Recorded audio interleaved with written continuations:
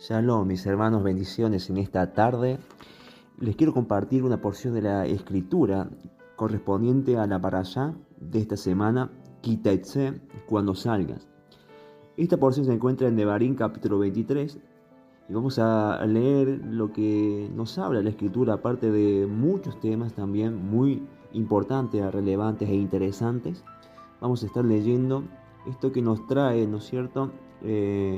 Como primera mirada, como primera revisión, vamos a estar viendo e indagando en el texto donde se nos habla, ¿no? La narración donde no entrará a la congregación del Eterno ciertas personas, cierta clase de personas, y vamos a estar viendo las palabritas hebreas también que nos conectan con lo intrínseco que hay en la persona y por qué causa el día de hoy debemos de estar atentos a estas instrucciones, ¿no? En fin, en toda la parashá de esta semana se encuentra muchos mismos, muchos mandamientos, ¿no? Y tenemos que aprender de estos. Así que vamos a leer allí en capítulo 23, verso 1, dice la escritura: no entrará en la congregación del Eterno el que tenga magullado los testículos o amputado su miembro viril. Si vamos al texto, es fuerte, ¿verdad? Pero vamos a leer y vamos a tratar de comprender, tener la comprensión de las escrituras, ¿no? En cierta madurez.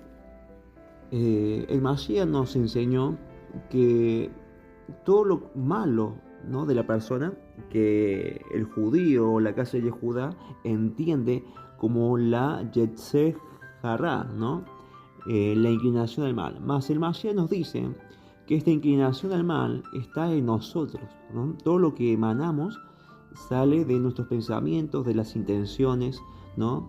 De las intenciones del corazón sobre todo. Entonces esta porción de la escritura que quiero compartir teniendo en cuenta estos aspectos que el Mashiach, ¿no? El Mashiach Yeshua nos apuntaba y nos decía y nos habla del día de hoy que hagamos introspección, y justamente no es casualidad, en esta parashá nos va a tocar muchos temas que nos van a hablar a nuestro corazón y de una manera interna, profunda, donde tenemos que meditar, y también se nos enseña en este mes de Elul a hacer introspección profunda, ¿no? Bien atentamente. Entonces, si buscamos en el interlineal hebreo, vamos a darnos cuenta de que la palabrita allí, por ejemplo, no empieza diciendo que esta condición, ¿no?, o esta característica de magullados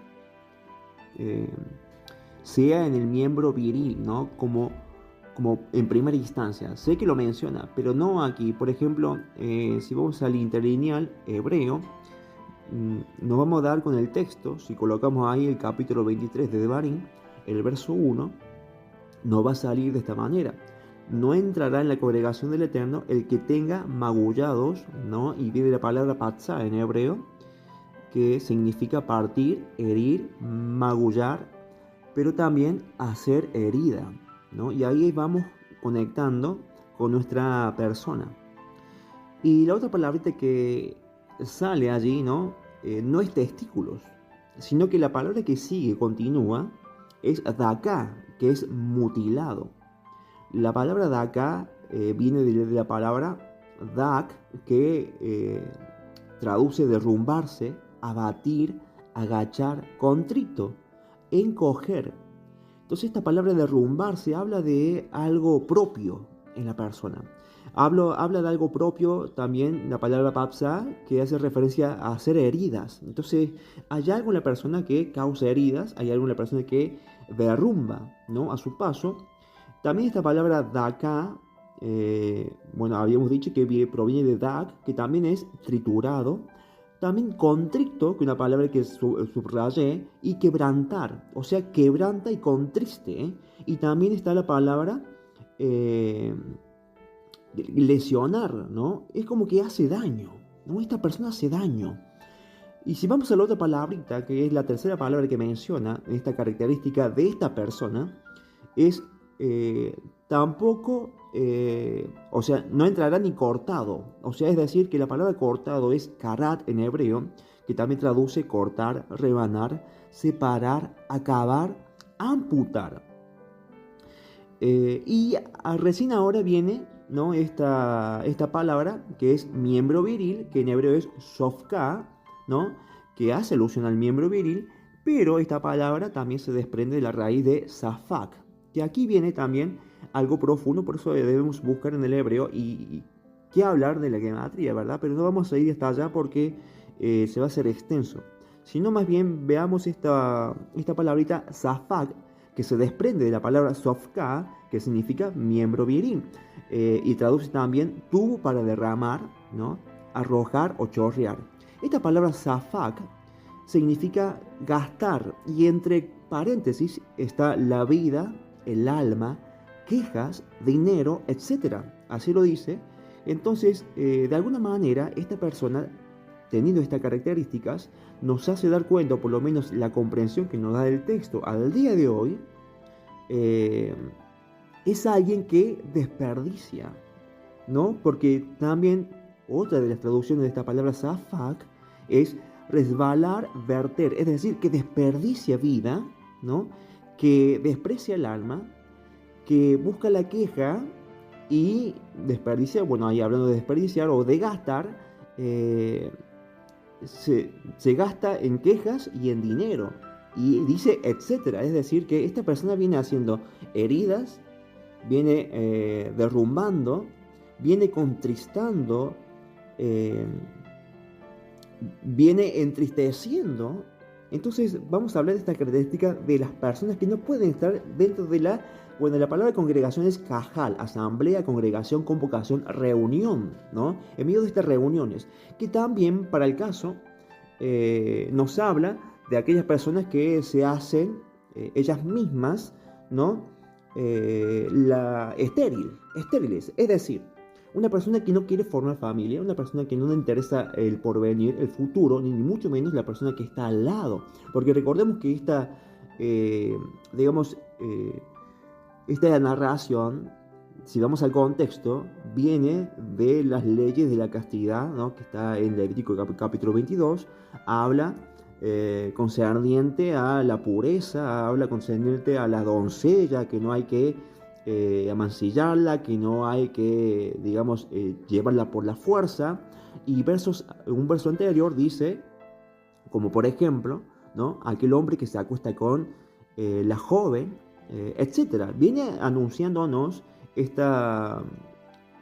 digamos, este tema ilícito que se da en ciertos casos, pero también se nos dice en el verso 30, capítulo 22, verso 30, ninguno tomará la mujer de su padre, ni profanará el lecho de su padre. Es decir, que viene hablando ya en sentido de intimidad, de relaciones sexuales, y viene hablando de una cierta persona, de un hombre, de una mujer, que sus ideales van en contra de lo que el Eterno tiene para su vida, de sus planes, de sus propósitos.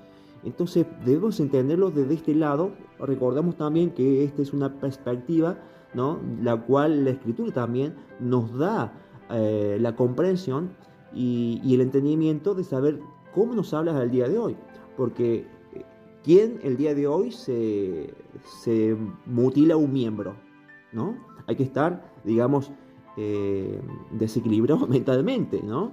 Con perdón de la palabra, pero la verdad que nadie en su sano juicio se va a mutilar un miembro, ¿no? Estando él sano. Entonces, la palabra nos quiere decir otra cosa. Y esta es una interpretación de la cual tenemos que prestar atención a la característica de la persona. Una persona que es creyente, que quiere congregar, que quiere estar en medio de la congregación donde él se manifiesta, tiene que tener o tiene que cambiar ese modo de pensar donde proyecta su vida a la voluntad del Eterno, y la voluntad del Eterno es que Él engendre, que Él sea cabeza de un hogar, que Él tenga responsabilidades, que Él se establezca, que Él tenga una esposa, una mujer y lleve adelante una familia, y así también pueda dar testimonio, ¿no? De esa manera, teniendo esa vida.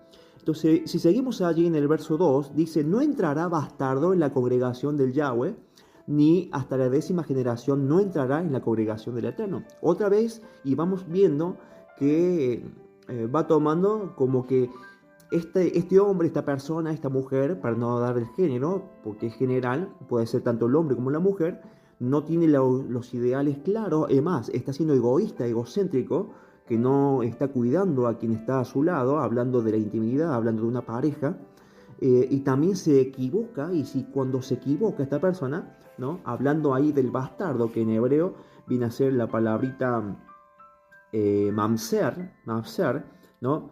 Que significa mestizo, y también la traducción habla de que viene de un caso incestuoso o un adulterio, cuando en realidad no es específicamente en ese sentido que la escritura nos quiere hablar, porque también un bastardo conforme a las escrituras, ¿quién es un bastardo conforme a las escrituras? Si vamos a fijarnos en eso, les invito a que abran el libro de Hebreos, capítulo 12, verso 7 y verso 8. Dice la escritura: si soportáis la disciplina, Elohim o Dios os trata como hijos, ¿no? Entonces dice la escritura: porque ¿qué hijo es aquel a quien el padre no disciplina? Pero si se os deja sin disciplina, de la cual todos han sido participantes, entonces sois bastardos y no hijos. Entonces estamos viendo la palabrita bastardo, de dónde va o qué la define, ¿no? Si vamos a Proverbios capítulo 3, versos 11 y 12, dice la escritura: no menosprecies, hijo mío, el castigo de Yahweh, ni te fatigues en su corrección, porque Yahweh al que ama castiga, como el padre al hijo a quien quiere. Entonces estamos viendo que esta persona bastardo, esta persona que ahí la escritura dice mestizo, pero ¿en qué sentido? En que no acepta la corrección del Eterno, no quiere pasar por ese proceso, no quiere ser corregido, ¿no? También podemos decirlo así. Y estamos hablando de aquellos que quieren participar dentro de una congregación, y para participar dentro de una congregación, dentro de una asamblea, de una cajal, tu mente, la vida debe cambiar, debe girar en torno a las personas que allí están, y para eso debemos adaptarnos, ¿no? O la persona que viene con unos conceptos preconcebidos, ya sea en otra iglesia, en otro establecimiento, en otro centro educativo, en la vida, digamos, en el mundo, como lo definimos los creyentes, tiene que cambiar y tiene que adaptarse a esa congregación y a lo que el Eterno también pone en su palabra, para que la persona sea limpia, para que la persona vaya puliendo sus asperezas, ¿no? Vaya purificándose a través de la palabra, como también nos enseña la misma escritura. Entonces, el bastardo, ¿no?, que quiere pertenecer a una congregación no será acepto si no cambia.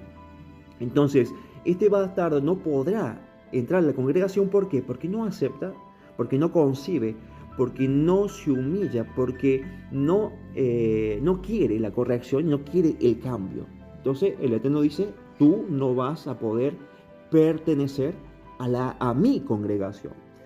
El verso 3 dice: no entrará amonita ni moabita en la congregación del Eterno, ni hasta la 10ª generación de ellos no entrarán en la congregación del Eterno para siempre. Aquí vemos una clara distinción, que el bastardo tiene, por ejemplo, la oportunidad de hacer teshuva, de volverse de sus caminos, de tratar de cambiar, de tratar de poder conectarse con la divinidad.